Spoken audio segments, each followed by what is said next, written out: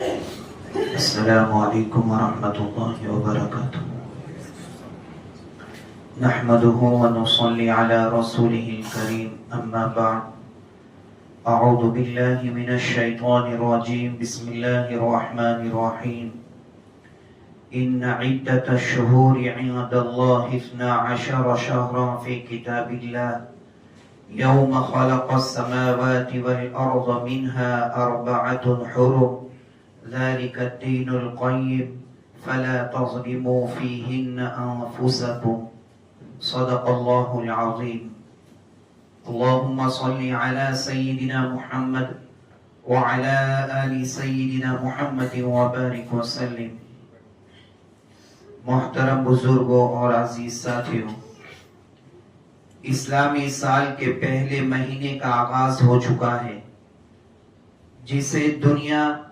محرم الحرام کے نام سے جانتی ہے. یہ وہ مہینہ ہے جو اپنے دامن میں عظمت، برکت، حرمت اور بے شمار تاریخی اور اسلامی انقلابات سمیٹے ہوئے ہیں. اللہ تبارک و تعالی نے اس مہینے کو ایک خاص تقدس عطا فرمایا ہے اور ہمیں حکم دیا ہے کہ ہم اس کی حرمت کا پاس رکھیں. میرے محترم بزرگوں اور دوستوں، محرم الحرام کی فضیلت اور اس کی تقدس کا اندازہ اس بات سے لگایا جا سکتا ہے کہ یہ وہ مہینہ ہے کہ جس کی عظمت کی گواہی خود کائنات کے مالک نے اپنے کلام مقدس میں دی ہے، اور جس کی برکات کا اعلان آقا نامدار جناب محمد رسول اللہ صلی اللہ علیہ وسلم نے اپنی زبان مبارک سے فرمایا ہے. اللہ تبارک و تعالی نے کائنات کی تخلیق کے وقت ہی زمان و مکان کے اصول طے فرما دیے تھے. قرآن مجید کی سورہ توبہ میں ارشاد باری تعالی ہے، ان عدت الشہور عند اللہ 12 شہرا فی کتاب اللہ یوم خلق السماوات والارض منها 4 حرم ذلك الدین القیم فلا تظلموا فیہن انفسکم. یقیناً مہینوں کی گنتی اللہ کے نزدیک کتاب الہی میں 12 ہے، اسی دن سے جب سے اس نے آسمان اور زمین کو پیدا کیا. ان میں سے 4 مہینے حرمت والے ہیں، یہی سیدھا دین ہے. پس تم ان مہینوں میں اپنی جانوں پر ظلم نہ کرو. مفسرین کرام فرماتے ہیں کہ حرمت کے 2 معنی ہیں. پہلا، ان مہینوں میں جنگ و جدال، خون خرابہ اور ظلم و ستم کو سختی سے ممنوع قرار دیا گیا تاکہ لوگ امن و سکون کے ساتھ حج اور عمرہ کی عبادت کی ادائیگی کر سکیں. دوسرا، ان مہینوں میں نیکیوں کا ثواب اور گناہوں کا وبال دوسرے مہینوں کے مقابلے میں بہت زیادہ بڑھ جاتا ہے. اللہ تعالیٰ نے انسانوں میں سے انبیاء علیہم السلام کو چنا، فرشتوں میں سے حضرت جبرائیل علیہ السلام کو چنا، جگہوں میں سے مساجد کو چنا، اور مہینوں میں سے رمضان اور ان 4 حرمت والے مہینوں کو چنا. لہذا قرآن کا حکم فَلَا تَظْلِمُوا فِيهِنَّ أَنفُسَكُمْ ہمیں چیخ چیخ کر پکار رہا ہے کہ ان دنوں میں گناہوں سے بچو، نمازوں کی پابندی کرو اور اپنی جانوں کو اللہ کی نافرمانی کی آگ میں مت جھونکو. سیدنا ابو بکر رضی اللہ عنہ سے روایت ہے کہ نبی کریم صلی اللہ علیہ وسلم نے حجۃ الوداع کے موقع پر اپنے خطبے میں ان 4 مہینوں کی واضح نشاندہی کرتے ہوئے ارشاد فرمایا کہ سال کے 12 مہینے ہیں جن میں سے 4 حرمت والے ہیں، 3 لگاتار ہیں، ذوالقعدہ، ذوالحجہ اور محرم، اور چوتھا رجب المرجب ہے جو جمادی الاخر اور شعبان کے درمیان آتا ہے۔ محرم الحرام کی دوسری سب سے بڑی فضیلت یہ ہے کہ سید الانبیاء صلی اللہ علیہ وسلم نے اس مہینے کو ایک خاص شرف عطا فرمایا۔ کائنات کی ہر چیز، زمین و آسمان، چاند اور سورج، سب اللہ ہی کے ہیں، لیکن رسول اللہ صلی اللہ علیہ وسلم نے محرم کو شہر اللہ یعنی اللہ کا مہینہ کہہ کر پکارا۔ علم حدیث کے ماہرین فرماتے ہیں کہ کسی چیز کی نسبت اللہ کی طرف کرنا اضافت تشریفیہ کہلاتا ہے، یعنی کسی چیز کو عزت اور شرف دینے کے لیے اللہ کی طرف منسوب کرنا۔ جیسے دنیا میں لاکھوں مکانات ہیں، لیکن خانہ کعبہ کو بیت اللہ کا گھر کہا جاتا ہے، کیونکہ اس کا شرف سب سے اعلیٰ ہے۔ تاریخ میں کروڑوں اونٹنیاں آئی، لیکن حضرت صالح علیہ السلام کی اونٹنی کو قرآن نے ناقۃ اللہ کہا، یعنی اللہ کی اونٹنی کہا، کیونکہ وہ معجزاتی تھی۔ بالکل اسی طرح سال کے 12 مہینوں میں سے رسول اللہ صلی اللہ علیہ وسلم نے محرم کو اللہ کا مہینہ فرمایا، جو اس بات کی واضح دلیل ہے کہ اس مہینے کو بارگاہ الہی میں ایک خاص اور ممتاز مقام حاصل ہے۔ محترم دوستو، اس مہینے کا ایک اور عظیم تحفہ نفل روزے ہیں۔ رمضان المبارک کے روزے تو ہر مسلمان پر فرض ہیں، لیکن فرض کے بعد کائنات میں سب سے افضل روزے کون سے ہیں؟ اس کا جواب ہمیں تاجدار مدینہ صلی اللہ علیہ وسلم کے اس فرمان عالی شان سے ملتا ہے۔ سیدنا ابو ہریرہ رضی اللہ عنہ سے روایت ہے کہ رسول اللہ صلی اللہ علیہ وسلم نے فرمایا، افضل الصیام بعد رمضان شہر اللہ المحرم وافضل الصلاة بعد الفریضہ صلاة اللیل۔ رمضان المبارک کے بعد سب سے افضل روزے اللہ کے مہینے محرم الحرام کے ہیں، اور فرض نماز کے بعد سب سے افضل نماز رات کی نماز یعنی تہجد ہے۔ علماء کرام فرماتے ہیں کہ چونکہ محرم الحرام سے اسلامی سال کا آغاز ہوتا ہے، اس لیے شریعت مطہرہ نے یہ پسند فرمایا کہ مومن اپنے نئے سال کا آغاز اور پرانے سال کا اختتام ذوالحجہ کے روزوں اور حج کے ساتھ اللہ کی عبادت اور روزے جیسی عظیم مخفی عبادت سے کرے۔ محرم الحرام کی 10ویں تاریخ کو یوم عاشورہ کہتے ہیں، جو اپنی عظمت، شان اور برکات کے لحاظ سے سال کے چند عظیم ترین دنوں میں شمار ہوتی ہے۔ احادیث مبارکہ کے ذخیرے اور تاریخ کے صفحات کو دیکھا جائے تو معلوم ہوتا ہے کہ اس دین کو بارگاہ الہی میں ایک خاص اور امتیازی مقام حاصل ہے، اور شریعت مطہرہ نے امت مسلمہ کو اس دین کی خصوصی تعظیم اور اس میں عبادت کا حکم دیا ہے۔ اگر ہم یوم عاشورہ کے روزے کی تاریخ پر غور کریں تو یہ بات واضح ہوتی ہے کہ یہ روزہ اسلام کے ابتدائی دور سے ہی عظمت کا حامل رہا ہے۔ جب سید الانبیاء، امام الانبیاء حضرت محمد مصطفیٰ صلی اللہ علیہ وسلم مکہ مکرمہ سے ہجرت فرما کر مدینہ منورہ تشریف لائے تو آپ صلی اللہ علیہ وسلم نے دیکھا کہ مدینہ میں رہنے والے یہود 10 محرم الحرام کا روزہ رکھتے ہیں۔ آپ صلی اللہ علیہ وسلم نے کمال حکمت کے ساتھ ان سے دریافت کیا، ان سے فرمایا، ان سے پوچھا کہ تمہارے اس دن روزہ رکھنے کی کیا وجہ ہے؟ انہوں نے انتہائی ادب سے عرض کیا کہ یہ ایک بہت ہی مبارک اور عظمت والا دین ہے۔ یہ وہ تاریخی دن ہے جب اللہ تبارک و تعالی نے بنی اسرائیل کو ان کے بدترین دشمن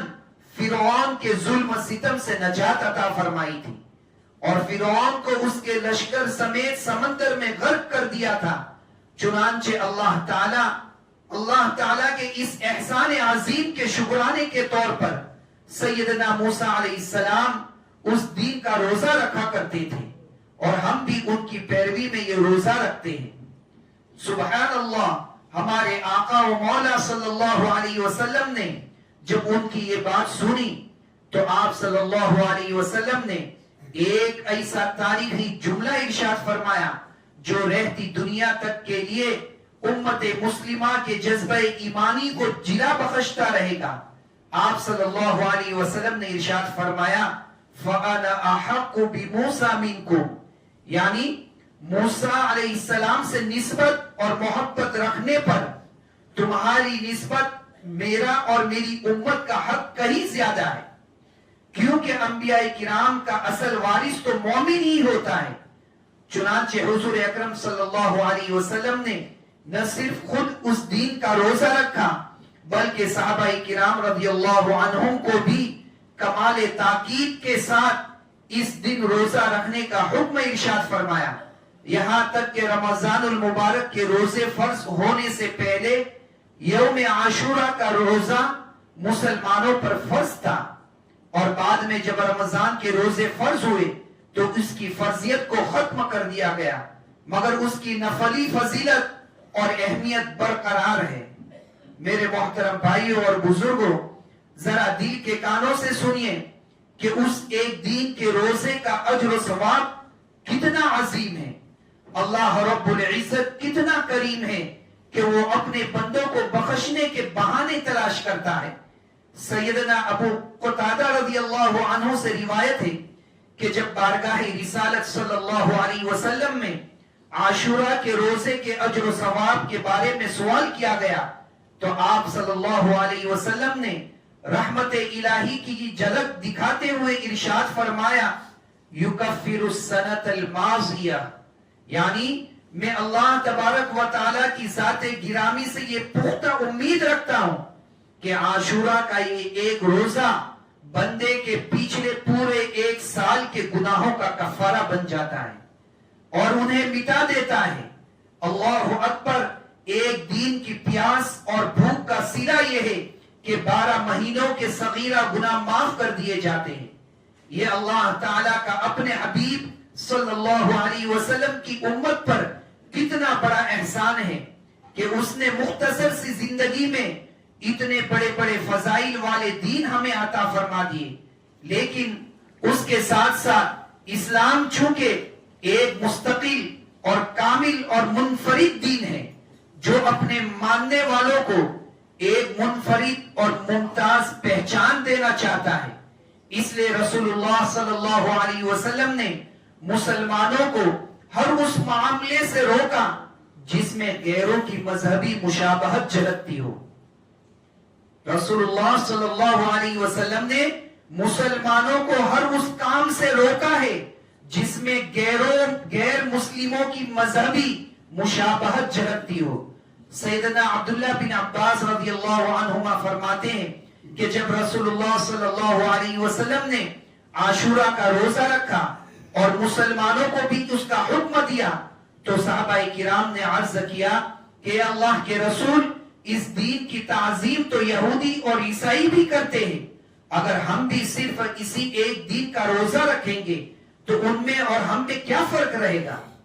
حریص امت معلم کائنات صلی اللہ علیہ وسلم نے صحابہ کی اس فکر کو سراہا اور امت کو یہود کی مخالفت کا حکم دیتے ہوئے ارشاد فرمایا فَإِذَا كَانَ الْعَامُ الْمُقْبِلُ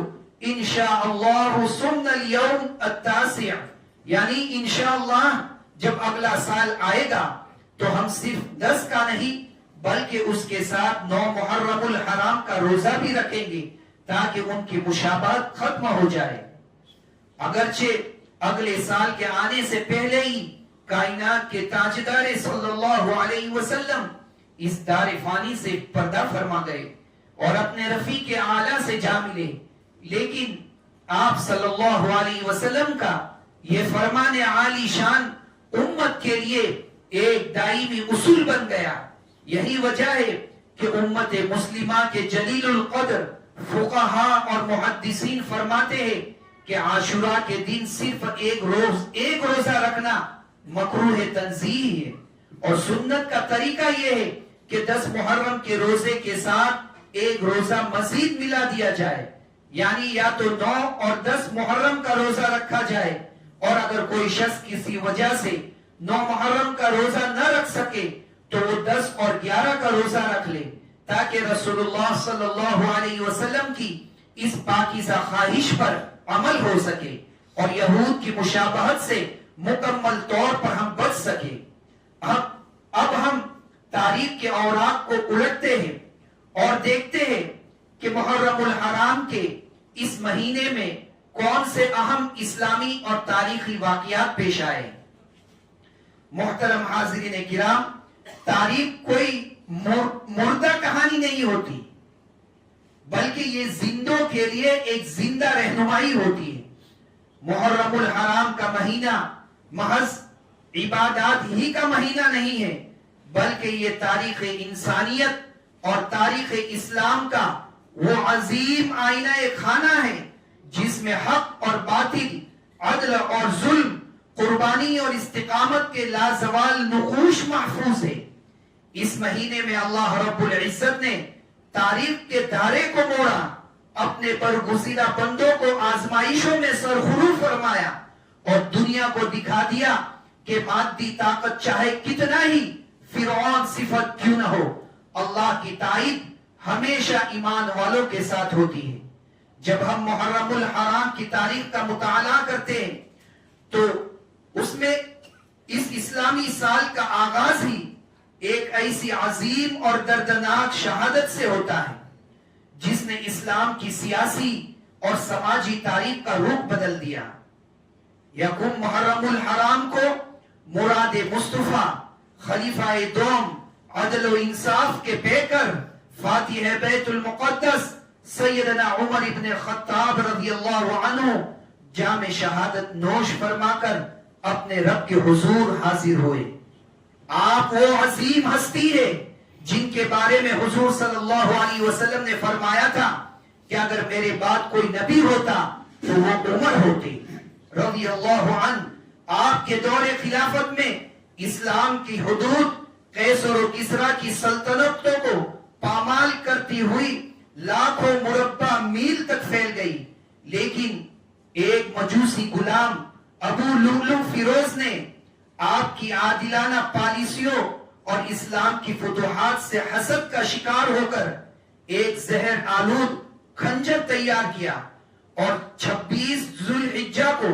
جب آپ مسجد نبوی میں نماز فجر کی امامت فرما رہے تھے، اس شقی القلب نے حالت نماز میں آپ پر وار کیے. آپ شدید زخمی ہوئے اور 3 دن بعد یکم محرم الحرام کو، پہلی محرم الحرام کو شہادت کے اعلیٰ مرتبہ پر فائز ہو گئے. سیدنا عمر فاروق رضی اللہ عنہ کی یہ شہادت ہمیں یہ سبق دیتی ہے کہ ایک سچے مومن کا جینا اور مرنا صرف اللہ کے لیے ہوتا ہے. آپ نے آخری وقت میں بھی نماز کی فکر کی اور امت کو عدل و انصاف کا وہ نظام دے کر گئے جس کی مثال دنیا پیش کرنے سے قاصر ہے. طوفان نوح سے نجات اور انسانیت کا نیا آغاز سیدنا عمر رضی اللہ عنہ کی شہادت کے اس دلدوز واقعے کے ساتھ محرم الحرام کی تاریخی عظمت کا رشتہ قبل از اسلام کی تاریخ سے بھی گہرا جڑا ہوا ہے. روایات کے مطابق اسی مہینے کی 10 تاریخ یعنی یوم عاشوراء کو اللہ تعالیٰ نے زمین کو سرکشوں اور نافرمانوں سے پاک کرنے کے بعد اپنے سچے بندوں کو ایک نئی زندگی عطا فرمائی تھی. یہ وہ دور تھا جب حضرت نوح علیہ السلام نے 950 سال اپنی قوم کو اللہ کی طرف بلایا، لیکن انہوں نے مذاق اڑایا اور سرکشی اختیار کی. بالآخر اللہ کا عذاب طوفان کی شکل میں آیا. حضرت نوح علیہ السلام کی کشتی جس میں اہل و ایمان اور کائنات کی بقا کا سامان سوار تھا، مہینوں تک طوفان کے تھپڑے کھاتی رہی. پھر اسی محرم کے مہینے میں اللہ کے حکم سے طوفان تھما اور وہ کشتی جودی نامی پہاڑ پر آ کر ٹھہری، جس سے حق و باطل پر ایک عظیم عالمی فتح نصیب ہوئی اور زمین پر انسانیت کا ایک نیا آغاز ہوا۔ سیدنا موسیٰ علیہ السلام اور بنی اسرائیل کی فرعون سے نجات، اسی طرح یہ مبارک مہینہ ہمیں ظلم کی سیاہ رات کے خاتمے اور آزادی حق کا ایک لرزہ خیز اور ایمان افروز واقعہ یاد دلاتا ہے، اور وہ ہے سیدنا موسیٰ علیہ السلام اور ان کی قوم کا فرعونی سلطنت سے حیرت انگیز طور پر نجات پانا۔ فرعون اپنے وقت کا سب سے بڑا ظالم اور جابر حکمران تھا، جو خود کو ربکم الاعلی یعنی میں تمہارا اعلی رب ہوں کہتا تھا، بنی اسرائیل کے بچوں کو ذبح کرتا اور ان کی عورتوں کو غلام بناتا تھا۔ جب حضرت موسیٰ علیہ السلام کے حکم سے اپنی قوم کو لے کر مصر سے نکلے، جب حضرت موسیٰ علیہ السلام اللہ کے حکم سے اپنی قوم کو مصر سے لے کر نکلے تو پیچھے فرعون کا بفرا ہوا لشکر تھا اور آگے بحر کلزم کا بفرا ہوا سمندر، بظاہر بچنے کا کوئی راستہ نہ تھا اور قوم گھبرا اٹھی۔ لیکن موسیٰ علیہ السلام کا ایمان پکارا کہ ہرگز نہیں، یقیناً میرا رب میرے ساتھ ہے، وہ مجھے راستہ دکھائے گا۔ چنانچہ اللہ کے حکم سے سمندر میں 12 راستہ بن گئے۔ موسیٰ علیہ السلام اور ان کی قوم سلامتی کے ساتھ گزر گئی، اور جب فرعون اپنے لشکر سمیت اسی راستے پر آیا تو اللہ نے پانی کو واپس اپنی حالت پر لوٹنے کا حکم دیا، جس سے فرعون اپنی تمام تر مادی طاقت کے باوجود سسکتا ہوا سمندر میں غرق ہو گیا۔ یہ واقعہ ہمیں سکھاتا ہے کہ جب ایمان مضبوط ہو تو سمندر بھی راستہ دے دیا کرتے ہیں۔ میرے محترم بھائیوں، محرم الحرام کی تاریخ کا ذکر اس وقت تک مکمل نہیں ہو سکتا جب تک اس عظیم ترین قربانی کا ذکر نہ کیا جائے جس نے اسلام کے چہرے کو ہمیشہ کے لیے سرخرو کر دیا۔ ہجرت کے 61ویں سال اسی محرم الحرام کی 10ویں تاریخ کو میدان کربلا میں نواسہ رسول جگر گوشہ فاطمہ سلطان کربلا سیدنا حسین رضی اللہ عنہ نے اپنے پورے خاندان اور رفقا کے ساتھ وہ قربانی پیش کی جس کی مثال آسمان نے نہ اس سے پہلے دیکھی تھی اور نہ بعد میں دیکھے گا۔ سیدنا حسین رضی اللہ عنہ کی یہ جنگ کسی اقتدار، مال و دولت یا زمین کی ٹکڑے کے لیے نہیں تھی، بلکہ یہ جنگ اصول اسلام کو بچانے کی جنگ تھی۔ جب یزید نے اسلامی خلافت کو ملوکیت، آمیریت اور ذاتی خواہشات کے سانچے میں ڈالنا چاہا تو خانوادہ رسول صلی اللہ علیہ وسلم کا غیرت مند خون تڑپ اٹھا، اور آپ نے سوچا کہ اگر آج محمد صلی اللہ علیہ وسلم کے نواسے نے اس باطل نظام پر خاموشی کی مہر لگا دی تو قیامت تک کے لیے دین اسلام کا چہرہ مسخ ہو جائے گا۔ چنانچہ تپتے ہوئے ریگزار